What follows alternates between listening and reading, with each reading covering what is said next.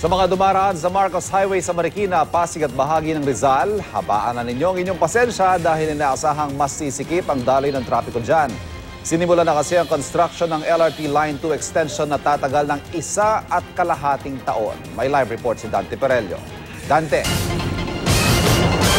Yes, Ivan, asahan na raw ang pagbibigat ng daloy ng trapiko sa bahaging ito ng Marcos Highway sa mga darating na araw dahil na rin sa pagsisimula nga nitong LRT Line 2 Extension Project ng DOTC.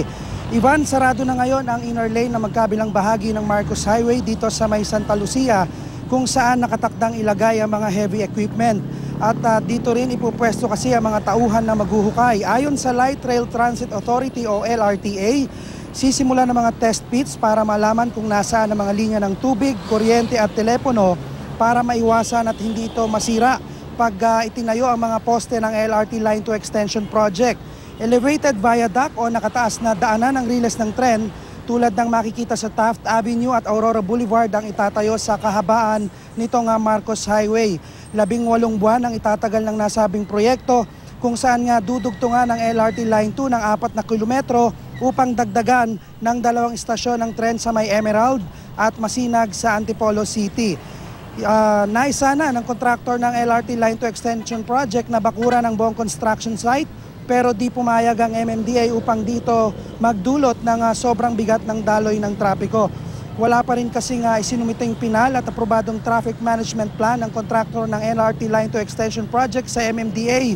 Pero may inihanda naman daw na traffic rerouting plan kaya sinimula na rin ng MMDA na maglagay ng mga traffic constable sa lugar para maibsan ang pagsisikip at pagbabagal ng daloy ng trapiko.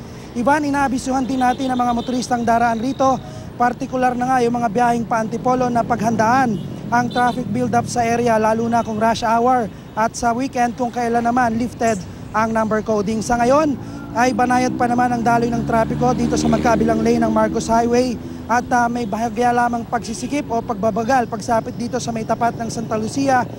Dahil nga dito na yung simula ng concrete barrier para sa gagawing paghuhukay. Pero makalampas naman ito, Ivan, ay tuloy-tuloy pa rin ang biyahe. At yan ang unang balita mula pa rin dito sa may Marcos Highway. Balik sa iyo, Ivan. Maraming salamat, Dante Perello.